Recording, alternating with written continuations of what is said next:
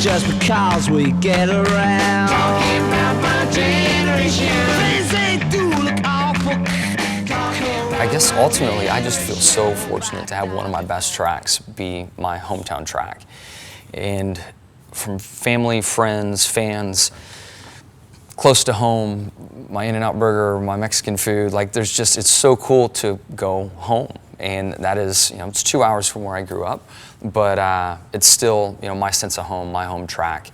And to have the success that I have had there over the years, from my first win, many foundation wins, the Superman win was so much fun. You know, there's been some great moments that I've had there, and I look forward to creating another one on the final trip. Okay, so I like to joke around and say that I'm superstitious just in case there is something to it.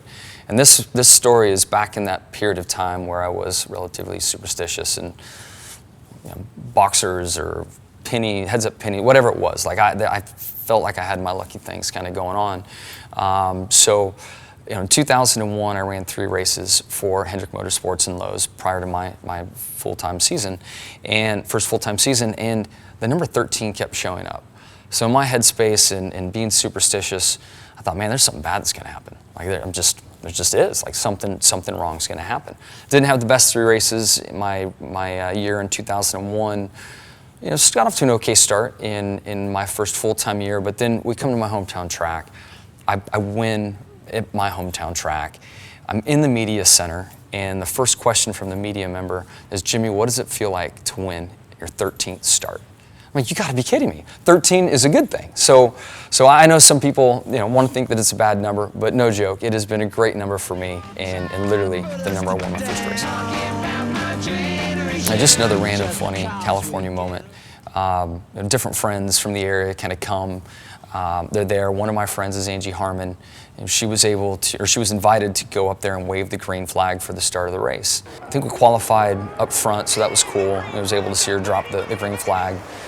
And I guess the control tower, the NASCAR side, finally, like, they had to put something into action to get her off the flag. She was not getting out of the flag stand.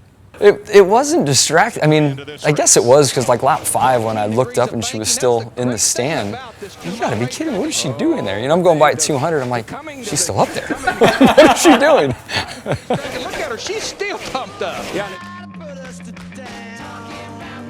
And the way I grew up, you know, I was so dirt focused. All my heroes were 2 wheels, then 4 wheels.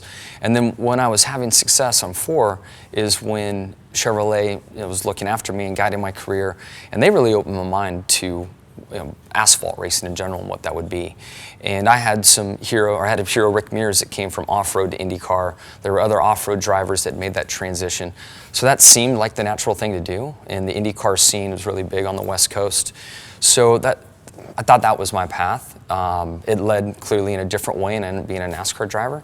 But I didn't have a ton of NASCAR exposure as a kid growing up out there. But I do remember going to the Riverside Raceway in 1985 and 86. And I'll never forget standing on the fence in the S's watching the cars come by. And there was a number 25 red car with Folgers coffee on the side of it.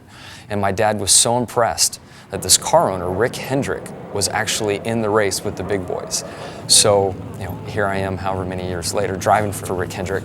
But it was just one of those moments I had with my dad, and one of the few stock car races that was even in our area to go watch growing up.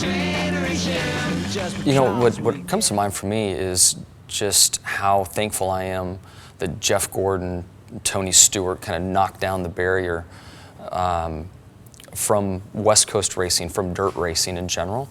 I think at one point in time, there were more drivers from the state of California in NASCAR. I don't believe it's that way now. Those numbers have changed. Some guys have kind of retired and moved on. But the time when I was growing up racing in California, NASCAR wasn't looking in other states or other regions. You know, that was very much IndyCar driven and focused. If you didn't grow up in the South, you weren't a stock car driver. But then Jeff Gordon changed that. Then Tony Stewart backed that up, that, hey, you know, we can come from different forms of racing. There is great racing on the West Coast. And granted, Tony was in Indiana, but the sprint car midget scene that he spent a lot of time in was on the West Coast as well. So I really thank those two for knocking down the barriers and giving guys like myself a chance. just because we get around.